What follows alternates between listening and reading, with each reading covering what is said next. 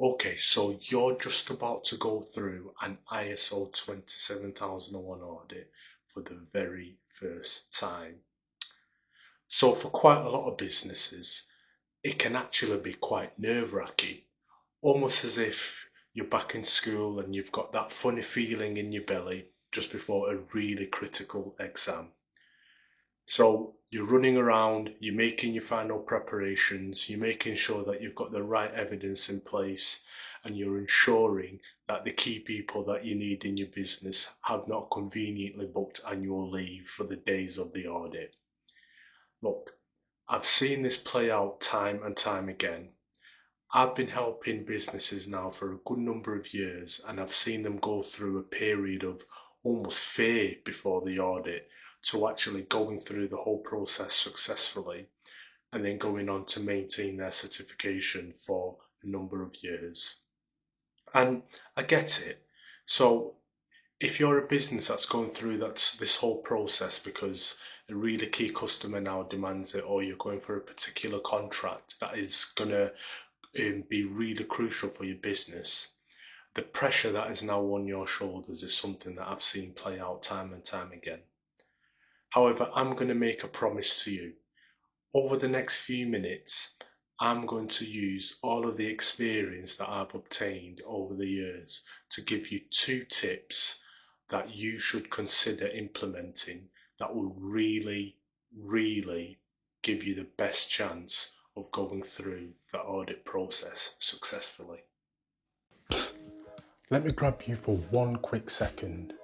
Now, I set up Caladium Cyber with one clear mission, and that's to provide as much value as possible to as many businesses out there. However, for me to do that, I need your help.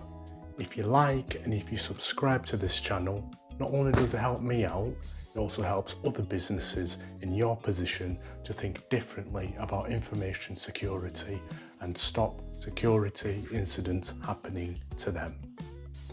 Now, that's one quick favour that I'm asking from you. Thank you very much for watching this video. I hope you enjoy.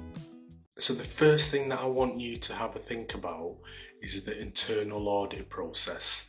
Okay, if you're new to the whole world of ISO standards, internal audits are something that are mandated in pretty much all of the ISO certification standards out there. And what these are essentially an internal mechanism for you to do a self-review on how you comply to the particular ISO standards that you're going for.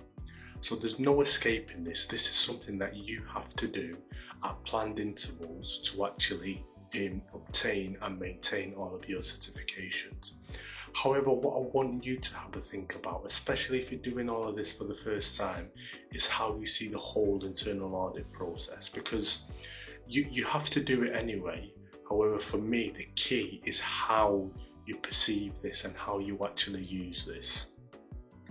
So if you use that internal audit process as something that can almost be like a training exercise, you're ensuring that everyone that will be involved in the external audit is actually involved in the internal audit, then suddenly you've got this training ground where you can actually test out and see what a real audit could look like.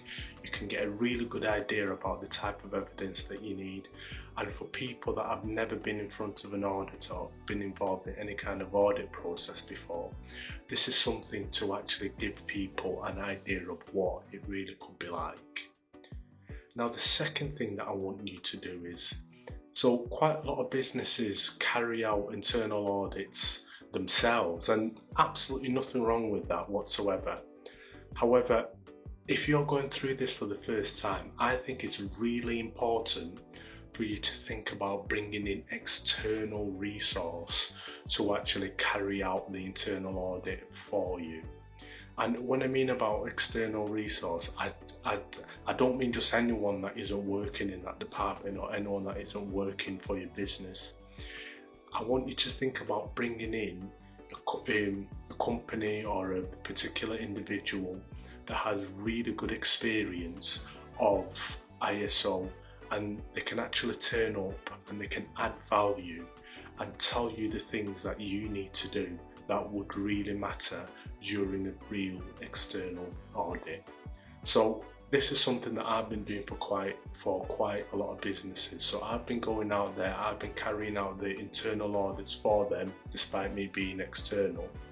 However, what I've done is I've given businesses that flavour of what the real audit could look like.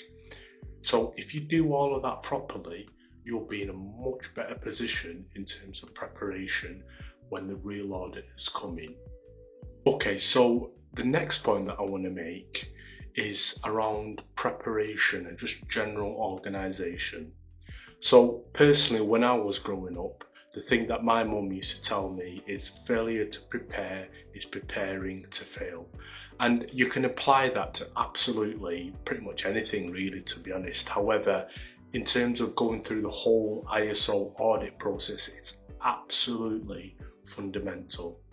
So I want you to really have a think about the type of evidence that you're going to need ahead of this audit. So for example, who are the people that are going to have access to some of the IT systems, for example, that are going to be required? Who are the people that are going to have access to maybe some of the HR records, some of the building maintenance records, some of your key policies and procedures that are relating to the ISO standard that you're going for? Once you have a good idea about the people that are needed, I want you to then think about the actual evidence that's needed. So whether you've got any records, whether you've got any processes, like whether you've got any examples of things that you can demonstrate to an auditor that you meet those particular requirements. Now, it's impossible to think about every single question that an auditor is going to ask, especially if it's an auditor that you've never really worked with before. So you're never ever going to be 100% prepared. However, if you've taken that time before the audit and you've really had to think about the requirements of the standard and what you think you can demonstrate to show that you meet those requirements, that's really going to make the whole process much smoother.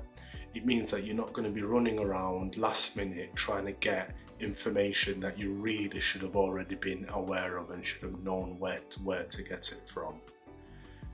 So if you're going through the whole internal audit process, as I mentioned earlier, I want you to also use that as something to help you prepare for the audit, not only in terms of getting used to what an audit would look like, but also like the type of evidence that's needed, where you're going to store it, etc. Okay, so those are two things that I want you to think about, and that's probably where I'm going to leave it for this video. Just use your internal audit process as something that's a tool to help you prepare and not just a tick box exercise to pass the audit. And secondly, make sure that you're organised. Make sure that the people that are going to be involved know that they're going to be involved and know the type of information that's also going to be needed. And make sure that all your evidence is very easily accessible so that when the auditor asks for it, you can easily provide it. I tell you one thing though, if you choose to go down the route of using an external consultant like myself to help you get prepared for an audit of such significance really, you need to ensure that you know who you're working with. You need to ensure that you can trust that that particular individual that you're working with knows what they're doing, and also you actually like working with them.